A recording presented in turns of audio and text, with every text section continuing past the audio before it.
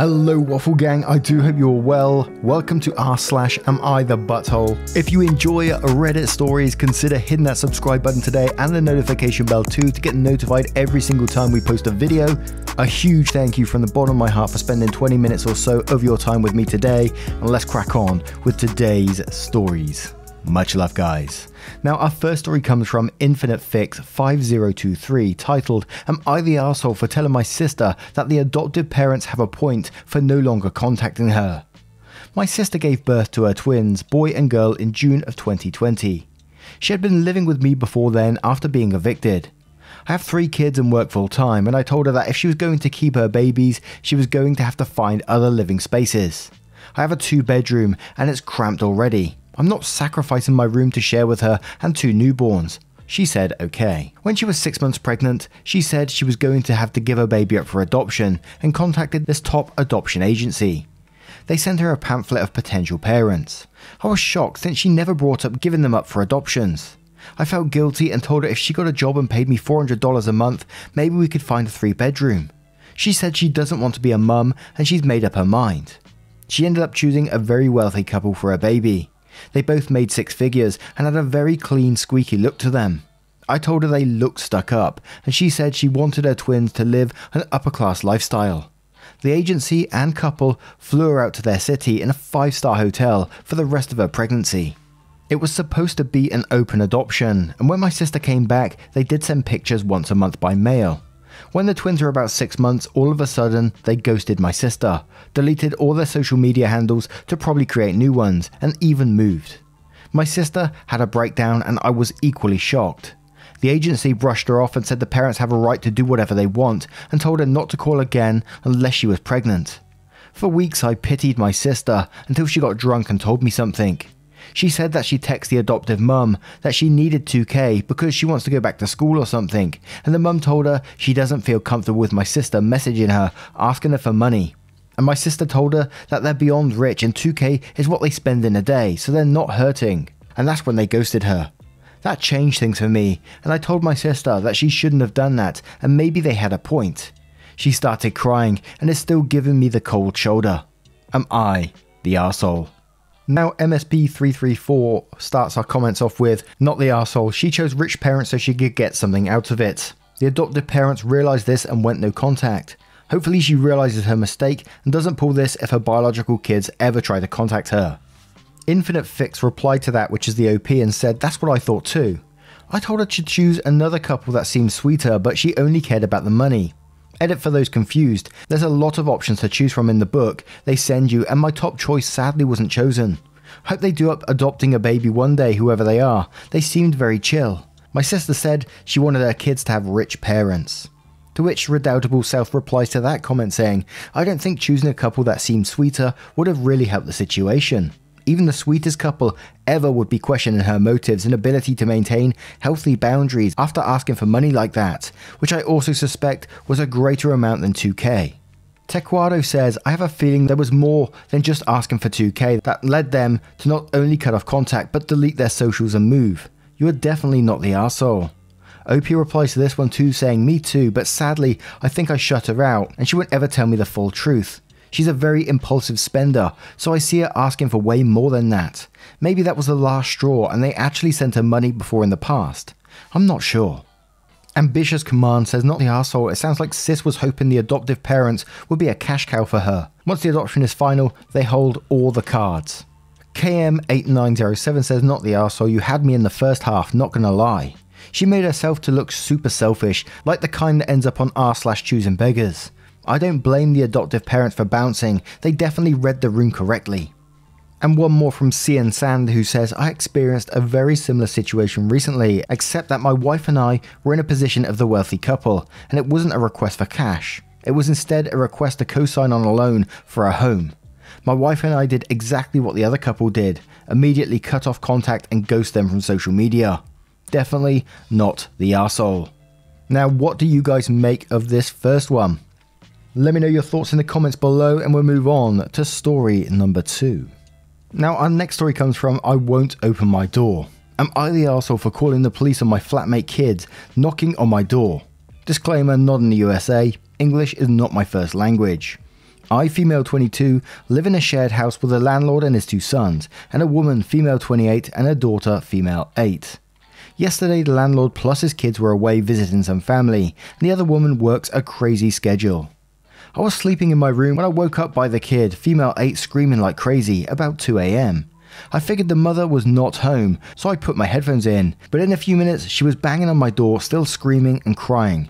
I panicked thinking about something horrible was going on outside, so I shut myself in my room's bathroom and called the police. They could hear the screaming on the call, so they came very quickly. Turns out the kid had a nightmare and was really scared, and the paramedics had to put some medicine on her to calm her down. Then police asked me a lot of questions, if I was the guardian, to explain our living situation, if I knew where the mother was, etc. I told them I was not aware the kid was alone because the mother has a crazy schedule and I don't know where she works. I provided her phone number, but they couldn't reach her, so they took the kid to the police station. I went back to sleep and woke up by the mother banging on my door and screaming at me for what happened yesterday.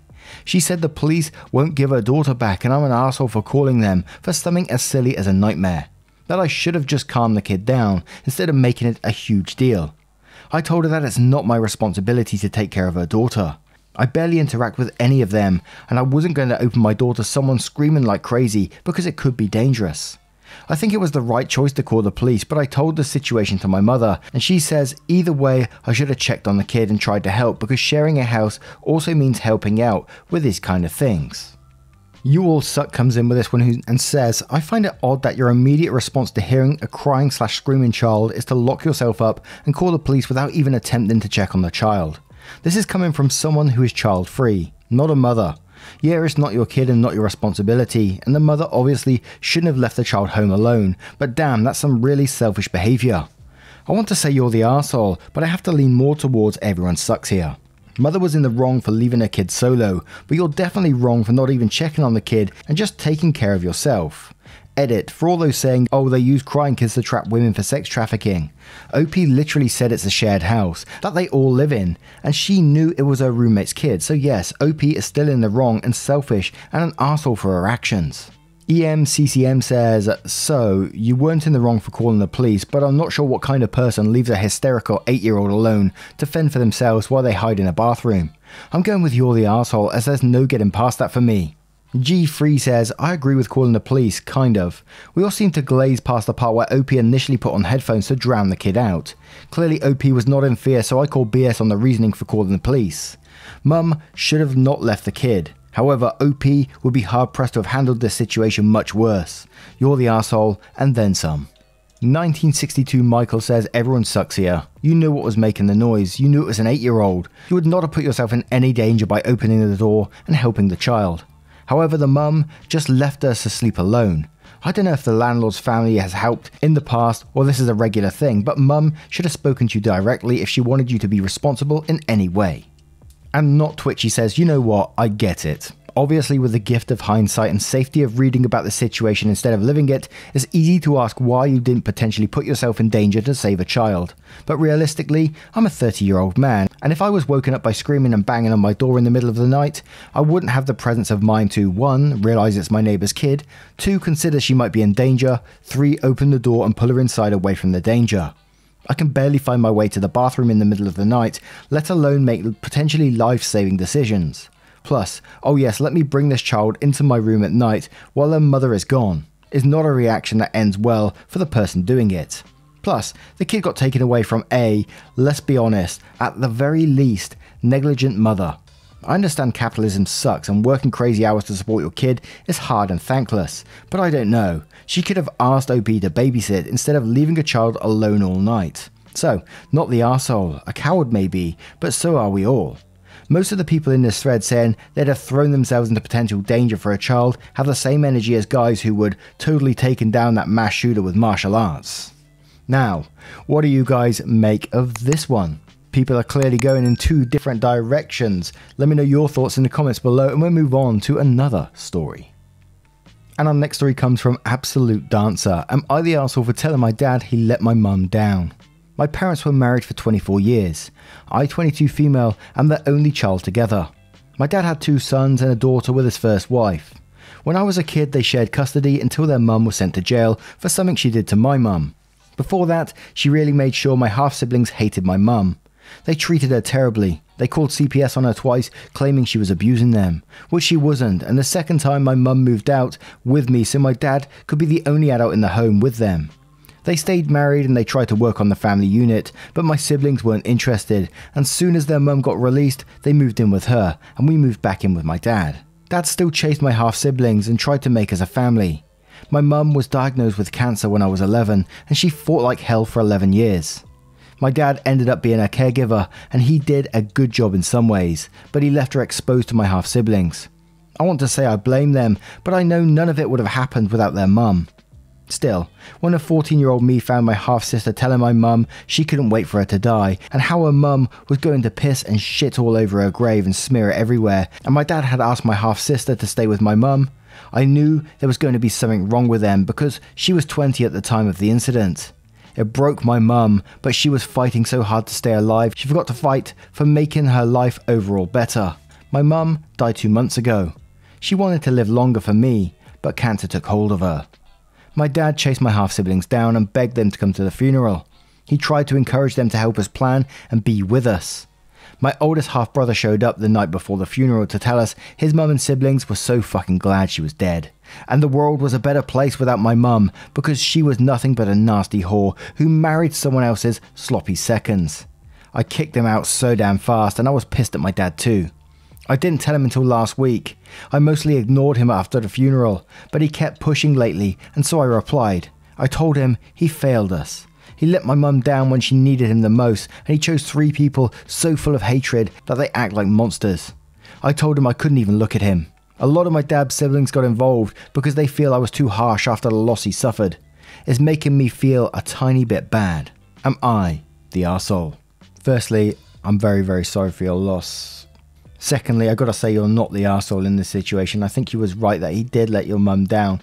And I think you deserve to express your feelings on the matter as well. We use the word enabling a lot in these stories, and this is just another case of it. He enabled them to get away with this behavior. He kept bringing them back into the home where he knew what was going on, but continued to let them disrespect mum like this for a story. And some of the things are absolutely toxic, what was said here. So it's 100% not the arsehole from me, but K5YZ says not the arsehole.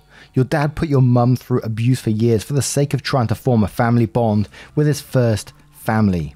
Disrupted says not the arsehole. Sounds like your father let a lot of people down, including your half-siblings who never learned to properly cope with or accept the fact that he moved on from their mother and remarried. That was a failure on the adults in your family and how they managed communication amongst you all while growing up. There is, however, no excuse for how they treated your mother, and I agree that her care and comfort should have been the priority. Alarmed Cartoonist 8 says, please never speak to your half-siblings again. I don't understand how you don't hate them.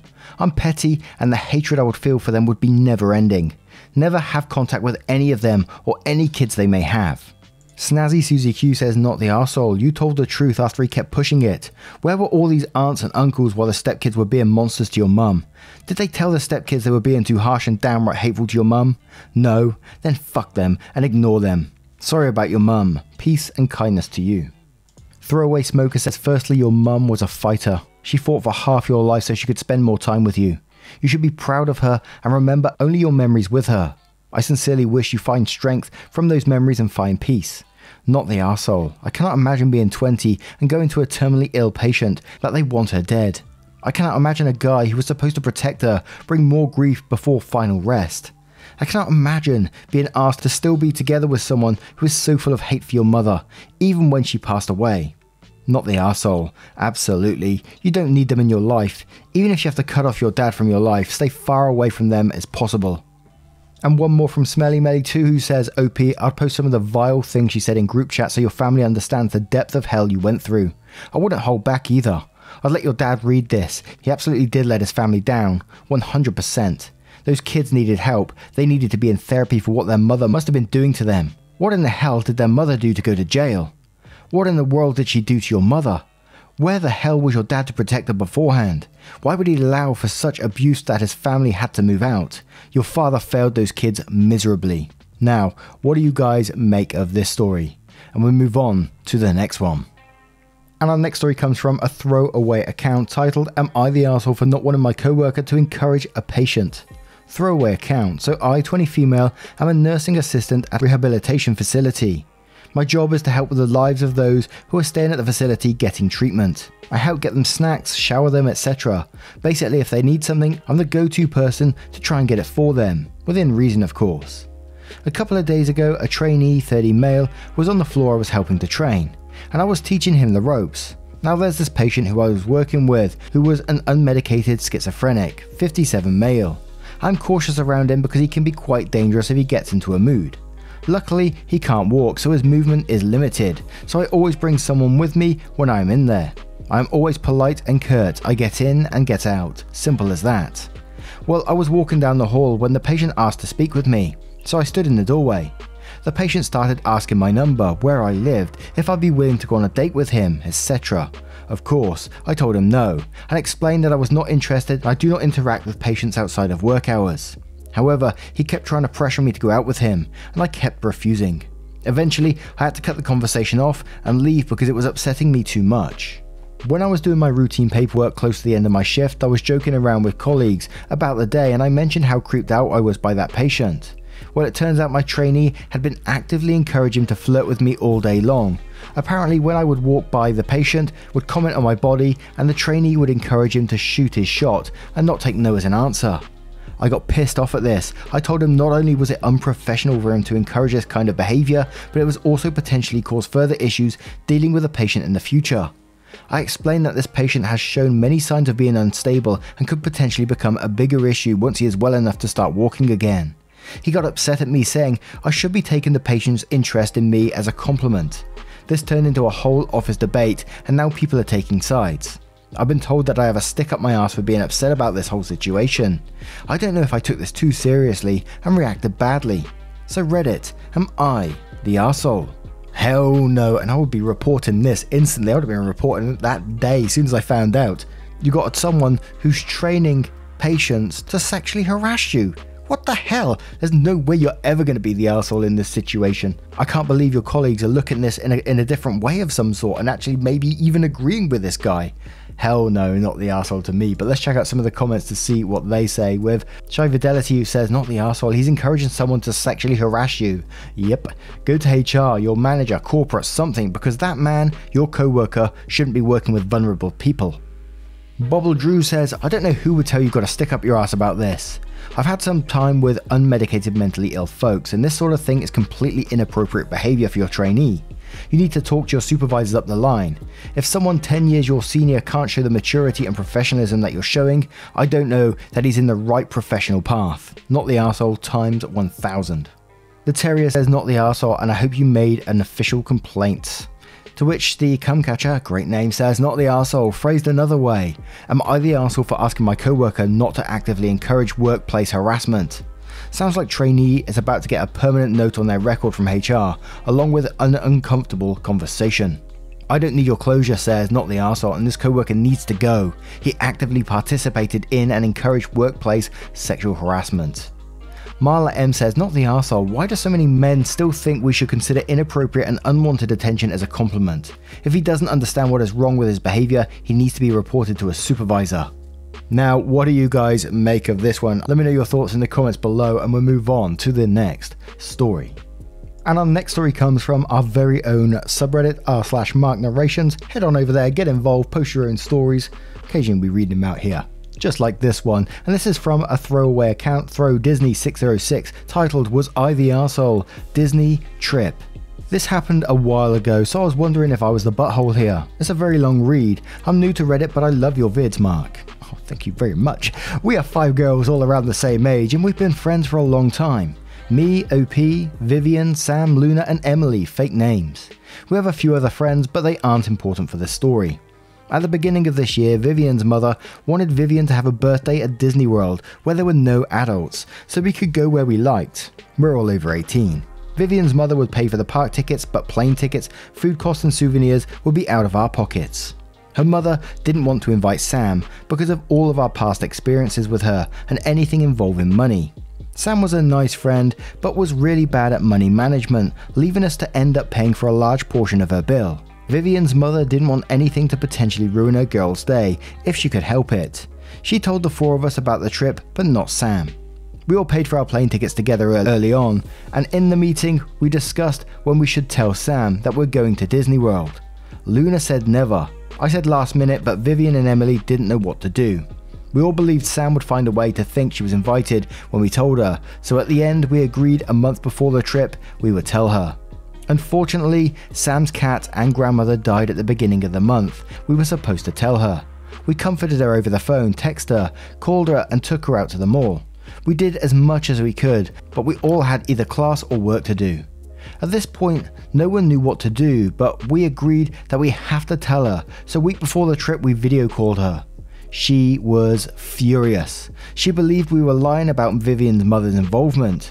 Luna and I tried to explain things and reminded her the reasons we can't invite her, but Sam said we should have tried harder to include her and left the call.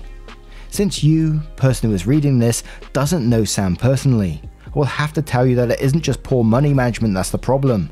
Sam cannot get a steady form of transportation most days and relies on everyone else to get back home, which is really far away from everyone else. She has been getting better at this one though, getting her family to pick her up or having money specifically for Uber, although she ends up spending that money on other less important things. She is extremely picky with food, only eating chicken nuggets, fries and rice. You can't buy something for her because she always asks for the most expensive option. Important days have been ruined in the past because of her behaviour. Before you ask why she's our friend, well, she isn't anymore. We texted her that day to clear things up, but she left us on red. We tried calling her again, but no answer. Believing there was nothing else to be done, we decided to wait until she was in a better mental place before texting again. Before we left, Vivian's cousin came along with us. Her tickets were paid by her own family. We had fun at Disney World and didn't think about it one bit. We stayed for 5 days. We celebrated the birthday girl, Vivian, and paid for our meals, which is customary in our friend group. Overall, fun time, would recommend. We admittedly forgot about Sam for another week after the trip, but after that no one wanted to contact her in fear of her still being angry. I did not contact her. A month after the trip had passed and we get a group message from Sam's brother on a different application. Luna was not included in this group chat because she didn't have the app.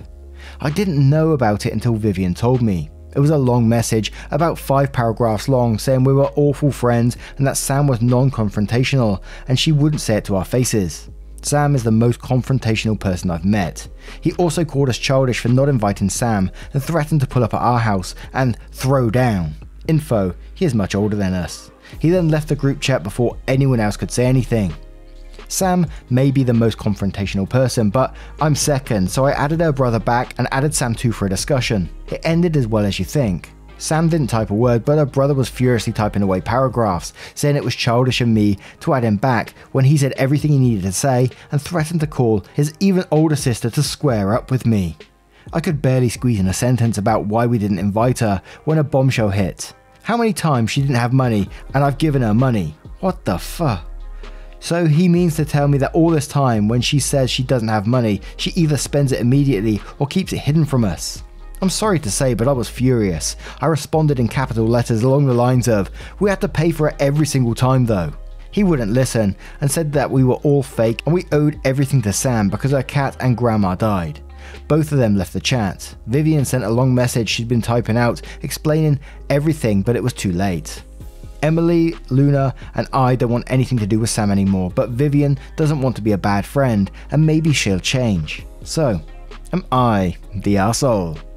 And my thinking in this one is, this is meant to be a good friend, right? Sam is meant to be a good friend, but who treats your friends like that? That's all I can say really is, I would never consider taking advantage of my friends, like using their money to get the most expensive things and all this kind of stuff. And it just goes to show when Vivian's mother knows about Sam as well, she's got quite the reputation, hasn't she?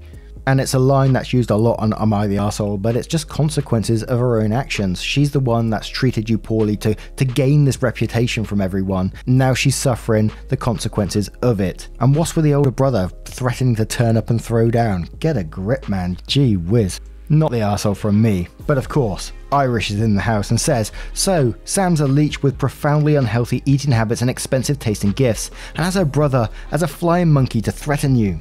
Her brother, a man, an older man threatening women. Seriously, this is call the cops level stuff. Why are you friends with her? Vivian needs to wake up and smell the bullshit.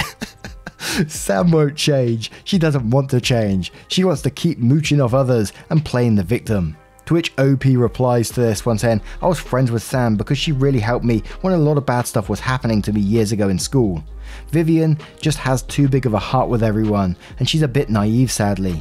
Sam has taken advantage of her kindness for way too long. And they're the only comments on this one, I'm afraid, because it was only posted an hour ago. So we turn this one to you guys. What do you guys make of this one? What do you think about Sam? What do you think about a brother threatening people? Holy moly. Let me know your thoughts in the comments below and we'll move on to another story. Now our next story comes from Gambling Stepson TA. Am I the arsehole for making my girlfriend's son give me his gambling winnings? I, 44 male, have been with my girlfriend, 40 female, for several years now. She has one child, a son, who recently turned 18. He and I get along really well, at least for the most part. But recently, he and I had our first blowout fight and I'm wondering if I was wrong. What happened was that we were returning home from a summer trip. My girlfriend decided that we should stop at a casino near the border of our home state. She enjoys gambling, maybe a little too much, but that's a different post. We ended up getting a hotel room at the casino for a night. For a lot of it, my girlfriend's son and I just hung out and watched CSI Marathon, but eventually we ended up joining his mom on the casino floor. I gave the boy $100 and told him that he should go make me some money. Eventually I met up with my girlfriend, his mother, and he came up a little later to both of us with a cash waiver for about $1,100. He looked really proud of his earnings. I told him to turn his cash for another $100, but he responded, no, I think I'll keep this. I answered him, no, you didn't earn that, and took the money and explained that all the winnings between us were communal. I gave him another $100. I think he had no claim to gambling winnings in the first place since it came from my money. My girlfriend is actually with me on this, but her son is really mad at me right now, probably the angriest he has ever been. Feeling like I stole his winnings, and it had me thinking that maybe I'm in the wrong. Part of me was sad with this post, and I'm not going to go too much into it, but when he was saying about, the mum might like gambling a bit too much and now the son, sort of encouraged to do it, but I won't go too much into that. But I am going to say you are the arsehole for, taking that money that you said he was proud to have earned, and you gave him the $100 and apparently claimed to have said, now go make me some money. I don't think that's like, I would have taken that as a joke if someone said that to me and then just went and had fun with it, because if he had lost that money, was you expecting him to pay it back? No, I don't think you was. I think you knew if he lost that money, it doesn't matter. So he's earned that money and then came up with some bullshit thing about the winnings being communal. Absolutely. Oh, sorry, yeah, you are the arsehole to me in this one, I'm afraid. But Wave says, you're the arsehole. You gave the $100 to a kid with no expectation stated to pay it back. It wasn't a loan, and even if it was, he's a fucking kid and you should know better. You have no rights to money you gave away. To which Monkey with Symbols replied to that saying, I want to know if he actually said go make me more money when he gave him the $100. In my mind, that's the only thing that possibly makes him not the arsehole. If he set the expectation from the beginning, like he said he did, that it was his money and he was just giving him the fun of messing around in the casino, not the money, and against my will, I think I will argue that he's right. Mind you, that's semantics, and he should have at the very least split it.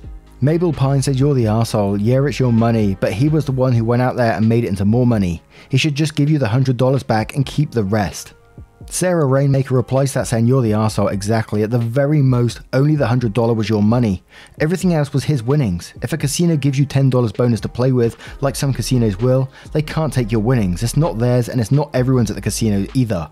Same applies to you. You gave it to him. If he lost, he wasn't going to owe you $100, was he? No. So why does he owe it you when he won?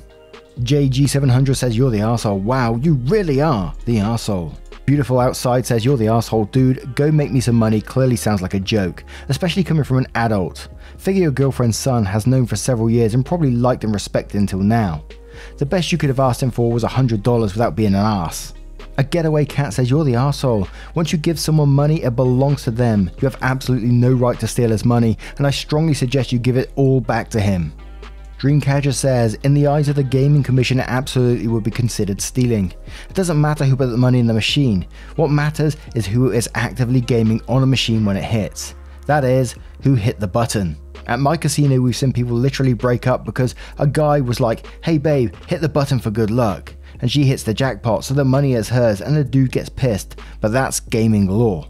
OP did not gamble, thus the winnings are not his. Man, I'm so pissed because if he had taken the kid's ticket on the gaming floor, he could have been arrested for stealing tickets.